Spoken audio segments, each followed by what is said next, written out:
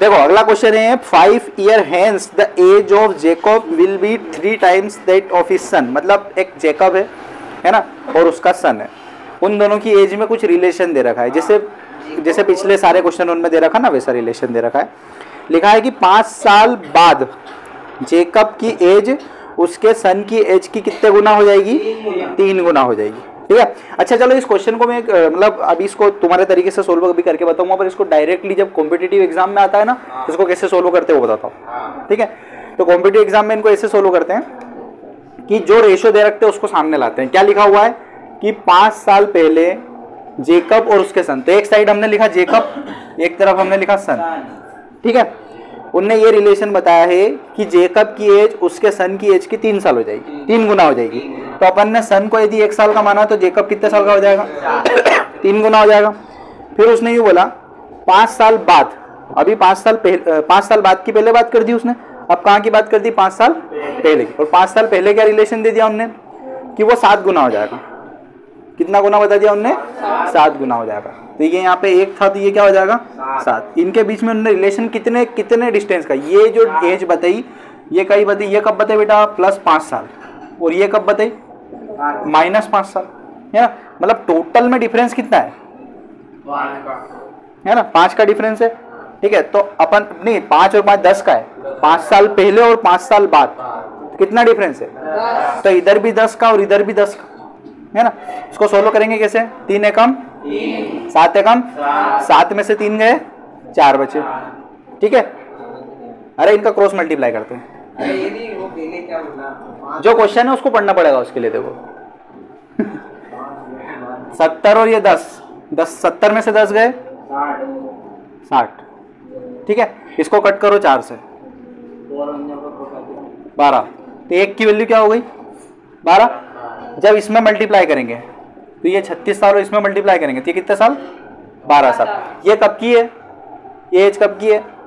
5 साल बाद की है। कब की है ये? 5 साल।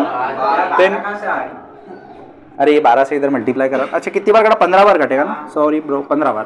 तो इसमें 15 से इसमें मल्टीप्लाई करेंगे तो ये क्या हो जाएगा? 45, और इसमें करेंगे तो ये क्या हो जाएगा? 15। ठीक है, ये कब की एज है?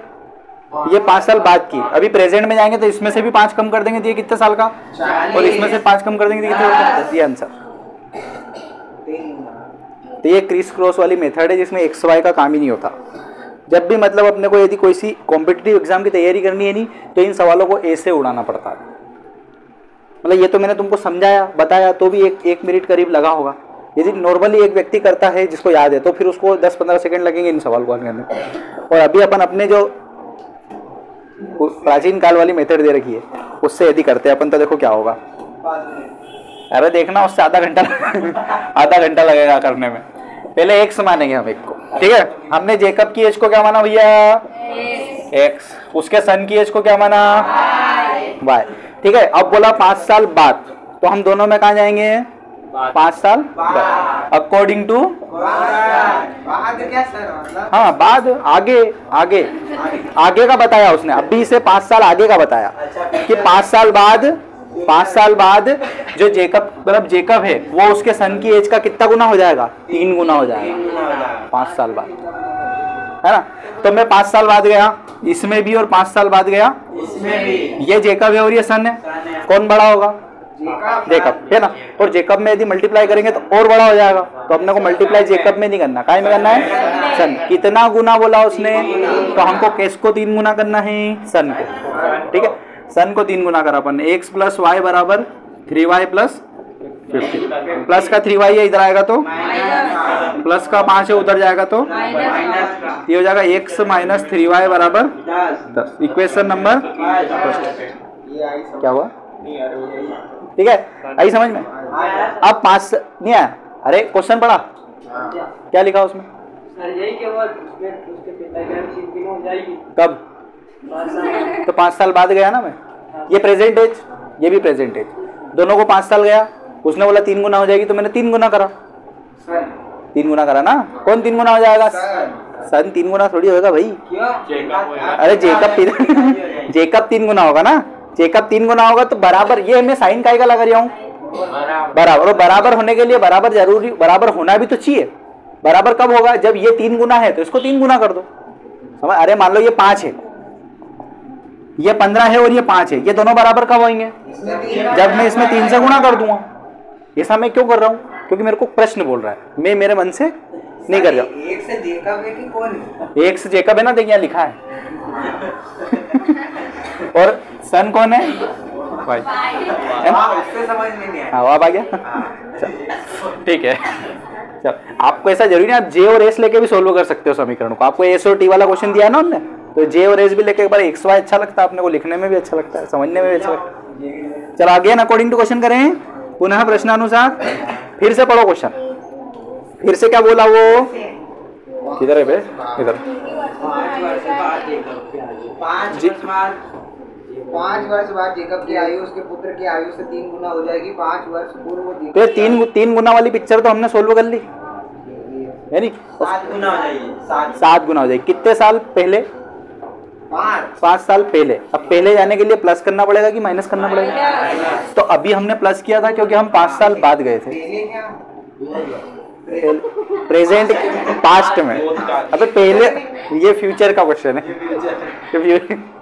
ये फ्यूचर का है भाई, इसलिए अपन ने प्लस करा है। वो गणित है, कुछ भी रिलेशन दे सकता है, उसने आगे का रिलेशन दे दिया, पीछे का दे दिया और बीच या मेन का पूछ लिया, प्रेजेंट एज पूछ ली है ना, पहले का दे दिया और बाद कर दिया। अब इन्हें बाद वाले के हिसाब से सोल्व कर लिया, अब पहले वाले के हिसाब से सोल्व करेंगे। तो 5 साल पहले करने के लिए हमको कहाँ जाना पड़ेगा? वो इधर कहाँ जाना पड़ेगा है नी? अब कितने गुना? तो गुणा काय में करेंगे? सन में ही करेंगे। फादर में कभी गुणा नहीं करेंगे क्योंकि और बड़े हो जाएंगे वो तो, है ना। 1 से -5 बराबर 7 का y में मल्टीप्लाई करेंगे और 7 का 5 में करेंगे, प्लस का 7 इधर आएगा तो, और माइनस का 5 है उधर जाएगा तो, ठीक है। तो भैया ये क्या हो जाएगा? x -7y बराबर -3। अबे 40 क्यों? एक माइनस एक प्लस है, फोकस कर ध्यान से।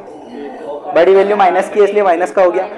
अब इन दोनों को हल करना। पल्लवी इधर ध्यान दो, कुछ घुसेगा दिमाग में। इक्वेशन बनाते आई कि नहीं आई? तो ऐसा कोई भैया, जब तक आप क्वेश्चन को पढ़ना नहीं सीखोगे ना, आप लिख के रख लो, आप इक्वेशन बना ही नहीं सकते हो जब तक आप क्वेश्चन को पढ़ना नहीं सीखोगे। क्वेश्चन को पढ़ना सीखना पड़ेगा।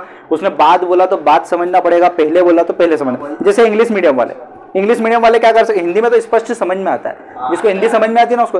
पर इंग्लिश मीडियम वाला को समझ में नहीं आ रहा है कि क्या हो रहा है, तो विल लिखा है। विल मतलब फ्यूचर, तो मतलब फ्यूचर की बात हो रही है। इधर लिखा वॉज, मतलब कब की? भूतकाल की, है ना। इज एम आर रहेगा तो प्रेजेंट की बात है। तो थोड़ा सा ऐसा दिमाग लगा लिया करो। इन दोनों को हल कर लूं। x से x कब कटेगा? जब साइन अलग अलग होंगे। बराबर तो है ही सही, साइन अलग अलग। तो साइन अलग करने के लिए क्या करना पड़ेगा? माइनस प्लस प्लस, ये गया, ये माइनस और ये प्लस। माइनस प्लस क्या होता? 7 में से 3 गए 4 बराबर 40। तो 4 बराबर, अरे 4y है ना, तो y बराबर क्या हो जाएगा? 10। तो भैया सन कितने साल का हो गया? 10 साल का हो गया, है ना। अब ये वैल्यू कहाँ रखेंगे हम? इक्वेशन फर्स्ट में, समीकरण 1 में। तो काय की वैल्यू मिलेगी हमको? x की। समीकरण 1 में y का मान रखने पड़ेगा। समीकरण 1 क्या है? x -3y बराबर 10। y की वैल्यू क्या है? क्या हो गया बेटा रुद्र? y की जगह क्या रख दूं? तो x -30 बराबर, x बराबर 10 + 30, मतलब x बराबर क्या हो गया? ठीक है। तो इतना लंबा करने के बाद हमारा आंसर आया, और अभी हमने बताया था उसमें कितनी जल्दी आया था, है ना, फट से आया था।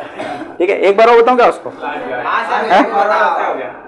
अरे वो तो खाली टाइम पर, मतलब ऐसे ही नॉर्मली आपको समझने के लिए है। ठीक है, मतलब आपको है ना आगे जाके कॉम्पिटिटिव एग्जाम की तैयारी करनी है, कोई ना कोई सी नौकरी पानी है, नहीं भी पानी है तो कुछ जॉब तो दे, मतलब कुछ एग्जाम तो देनी है। तो उन एग्जाम में ऐसे क्वेश्चन आएंगे तो क्या ऐसा सब कुछ करोगे आप? ऐसा करोगे तो पेपर हो जाएगा। ठीक है, पेपर हो जाएगा, आप जेकब पे रह जाओगे। ठीक है, देखो कई तरीके होते हैं करने के, मेरे को 2-3 तरीके याद है। से एक तरीका और बताता हूँ। तो एक तरीका, सारी बातों को प्रेजेंट से करते हैं अपन, सबको प्रेजेंट के पास लेके आते। कैसे? पहले हमने 5 साल पहले पे गए, 5 साल बाद पे गए, पूरी कंडीशन हमने बना दी, ठीक है। उसने पहले बोला 5 साल बाद, 5 साल बाद कितने गुनी, 3 गुनी, तो 5 साल बाद के हिसाब से हमने 1x और 3x मान ली। कितनी मान ली, 1x और 3x मान ली। कब, 5 साल बाद। प्रेजेंट में आएंगे तो 5 साल प्लस करने पड़ेंगे कि माइनस में करने पड़ेंगे, क्योंकि हम बाद पे, तो हमने 5 साल माइनस कर दिए, ये इसमें से माइनस कर दिया और ये दोनों को कहाँ लिया है,